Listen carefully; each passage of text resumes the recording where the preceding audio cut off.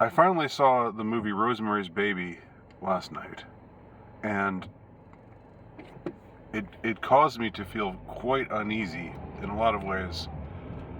Of course, part of it was just the story of the movie itself. Um, but I found that in watching it, certain things came to mind to me that I hadn't considered before, and that I think are remarkable enough to merit consideration as far as what's really going on, what's really happening.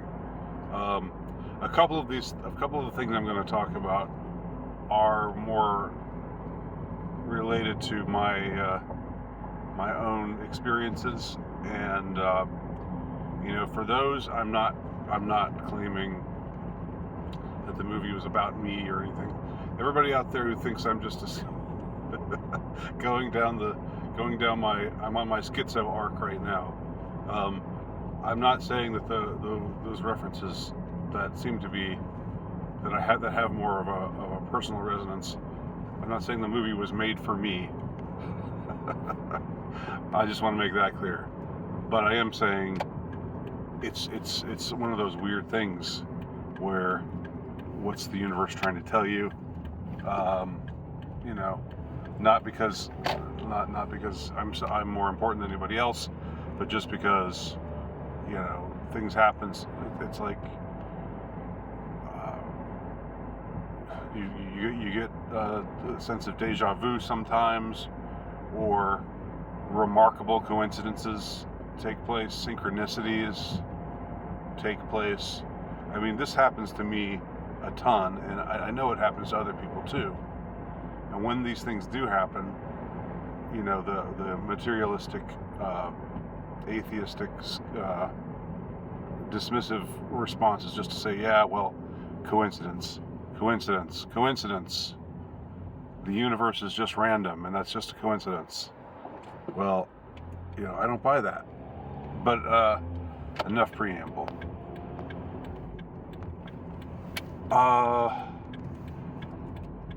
Let me start with something that's from more of a personal, experiential. That's more of a personal, experiential sort of thing. I have a family member who's fairly distant, as far as I don't see her that often.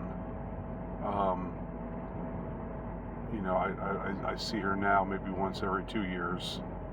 But when we were both younger, I would, I would.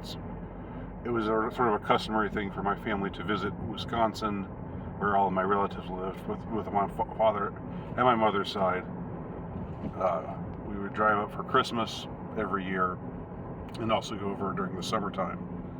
So, I grew up in Atlanta, Georgia, but my relatives are all in Wisconsin. Some of them in the city of Milwaukee, some of them just outside of Milwaukee in a smaller town, or in a couple of smaller towns outside of Milwaukee. But I had a cousin who she still is my cousin. But when she was young, she had a lot of struggle with physical ailments, and she had to have some kind of surgery at a rather young age, and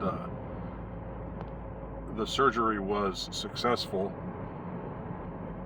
But the impression one gets is that this experience, plus maybe a few other things, I don't know, kind of what they were. I don't know fully what they were, but you just get the impression that this girl went through a lot, all right, and she kind of emerged shell-shocked, and that's not a professional diagnosis. It's just my my observation of what happened to her, and it's like it's not meant to be any kind of swipe at her at all, because it's what anybody would have been, I think, under those circumstances, going through the things that she went through, you know, having to have this kind of extreme surgery and having whatever else happened to her. She just had a lot of physical challenges, and it never. I and now watching this movie,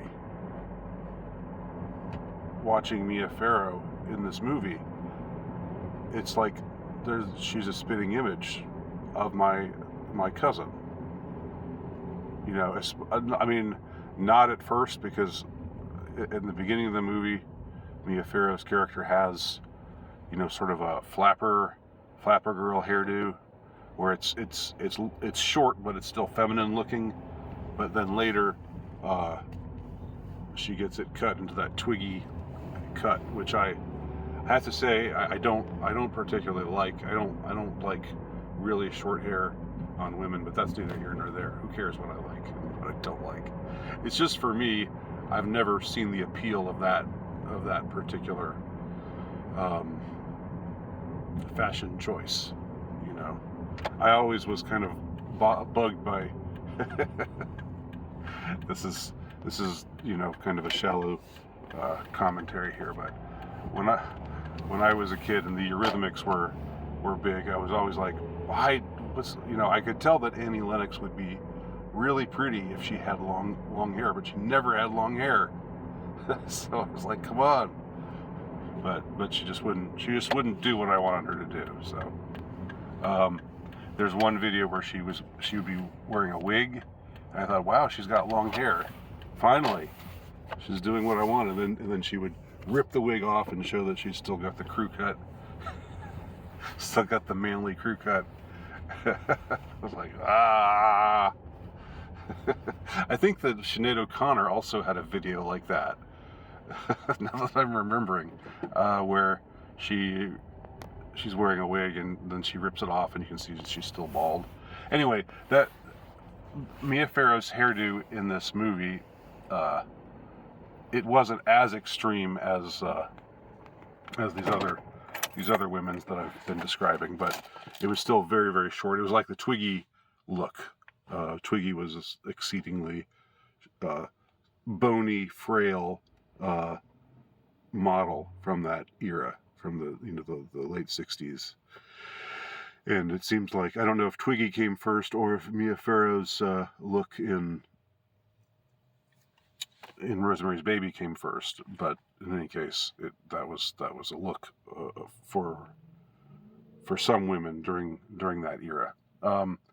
But with that kind of hair, with that shorn look, and especially in the middle part of the movie during her pregnancy, where she's really struggling and going through a lot of pain, and you know, she's in the hands of some very dubious people.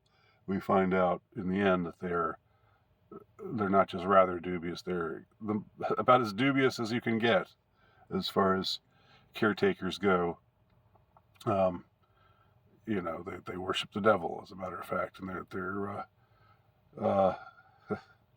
they're helping to bring the devil into the world through Mia Farrow's character's unwitting cooperation. But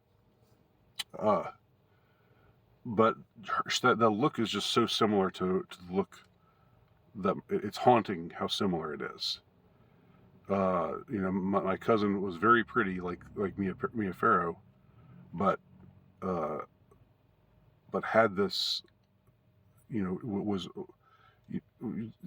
kind of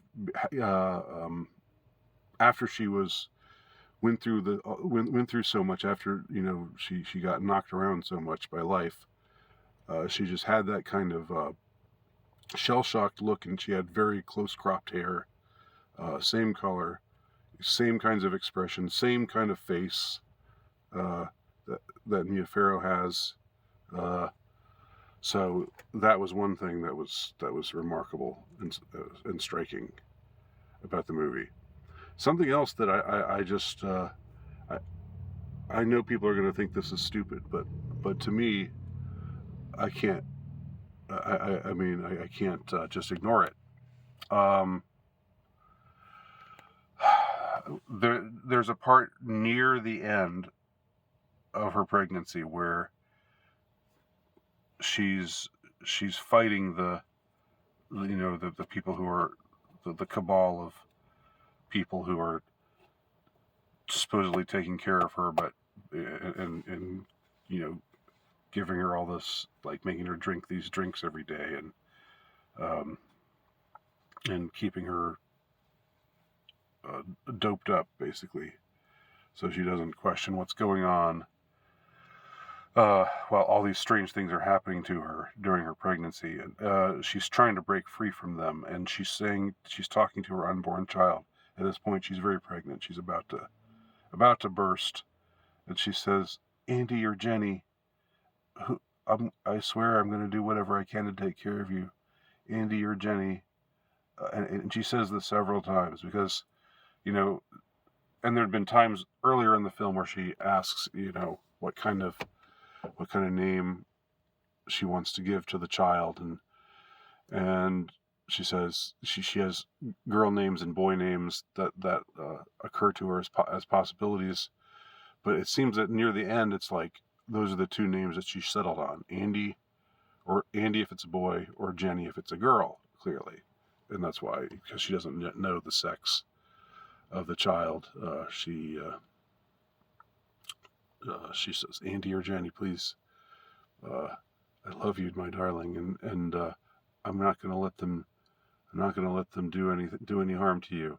Um, that that for me was jarring, because obviously, as you know, Andy is my name, and you may not know, but the mother of my children, the woman to whom I was married for several years, and who is the mother of my children, her name's Jenny. So, I mean, if you just think, like, I mean, you may just say this is a coincidence, and I agree. This is probably, well, I think this is I don't know, this is a synchronicity, and I don't know what the significance of it is. I'm not, but just think, if you were watching a movie and you heard Mia Farrow's character, in a moment of great distress, address her unborn child and say your name and your wife's name. Like, wouldn't that stand out to you? Like she was considering calling her child, who turns out to be the devil. I don't know if that's significant at all or not, but she's thinking, if she's thinking of calling it either your name if it's a boy, or your wife's name if it's a girl, or if you're actually a woman out there watching this, which I know some of you are. There's a few of you, your kind, out there watching my videos. Think of it if she had said your name or your husband's name. Wouldn't that be weird? So that's, I'm going to stop this video here. I'll continue later, but those are some things that struck me from seeing this eerie movie, Rosemary's Baby.